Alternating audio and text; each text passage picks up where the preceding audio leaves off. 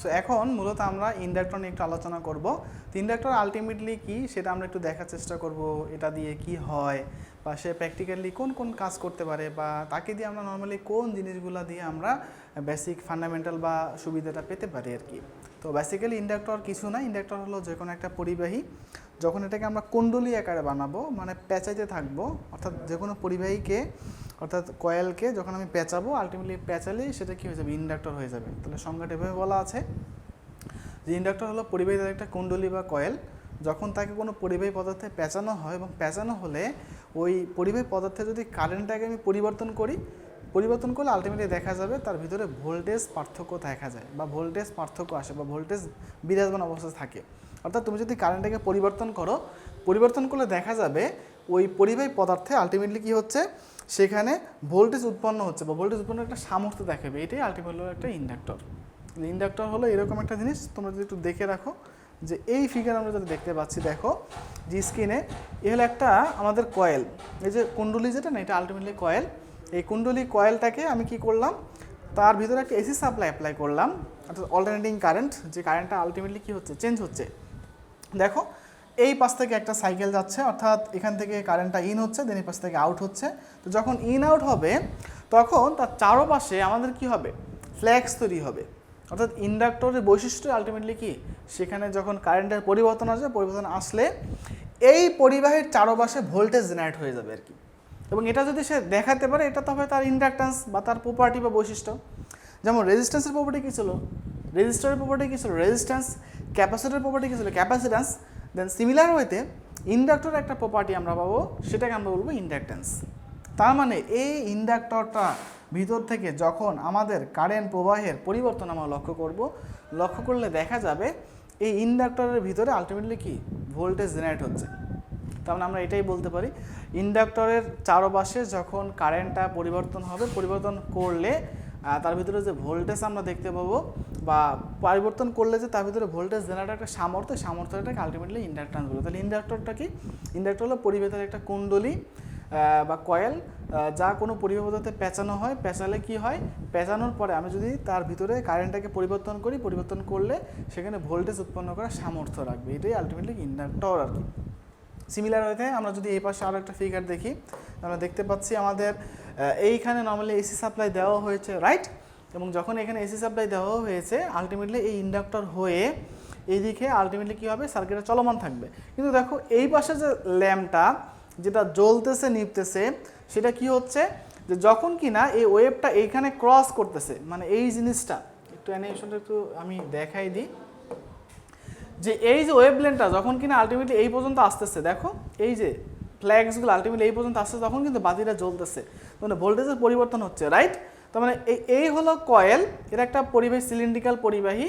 এই পরিবাহীতে আমি কি করলাম, কয়েল পেঁচাইছি, আর এটা আলটিমেটলি ইন্ডাক্টর। তাহলে ইন্ডাক্টর সংজ্ঞা হিসেবে কি বলা যায়, ইন্ডাক্টর হলো পরিবাহীর কুণ্ডলী বা কয়েল, যখন কোনো পরিবাহী পদার্থে উক্ত কয়েলকে পেঁচানো হলে সে কী করে, কারেন্ট প্রবাহ হলে বা কারেন্ট পরিবর্তন হলে সেখানে ভোল্টেজ উৎপন্নের সামর্থ্য রাখে আর কি। এটা আলটিমেটলি ইন্ডাক্টর। আর এই যে সামর্থ্য রাখতেছে না, এই যে বৈশিষ্ট্যের কারণে সে কী করতেছে, ভোল্টেজ উৎপন্ন করতেছে, সেটাকে আমরা কি বলি, ইন্ডাকট্যান্স বলি। তার মানে ইন্ডাক্টরের সংজ্ঞাটা লিখে ফেললে আমরা এরকমটা পেতে পারি যে ইন্ডাক্টর হলো পরিবাহী, ইন্ডাক্টর হলো বা আবেশক হচ্ছে পরিবাহী তারের একটি সাধারণ কুণ্ডলী বা কয়েল। ইন্ডাক্টর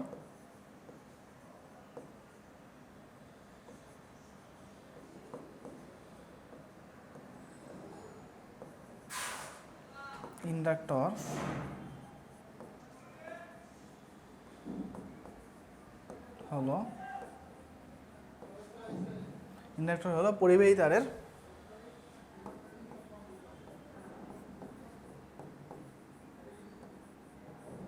পরিবাহী তারের সাধারণ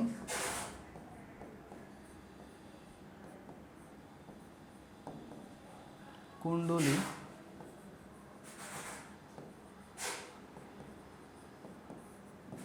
বা কয়েল,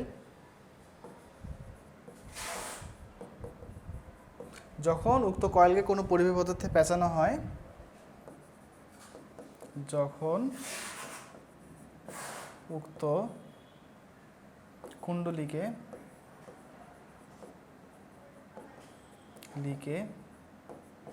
পরিবাহী পদার্থের উপর পেঁচানো হয়, পরিবাহী পদার্থের উপর পেঁচানো হয়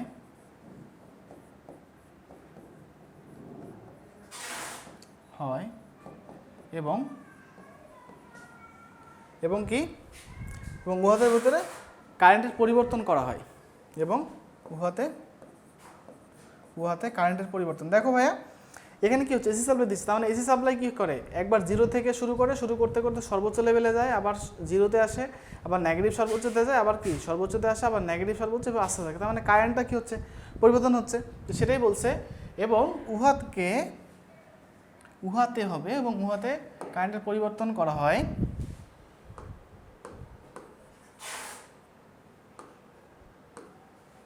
এবং উহাতে কারেন্টের পরিবর্তন করলে কারেন্টের পরিবর্তনের ফলে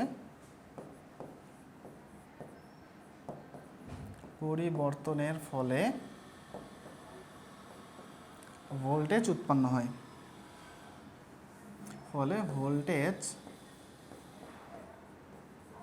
ভোল্টেজ উৎপন্ন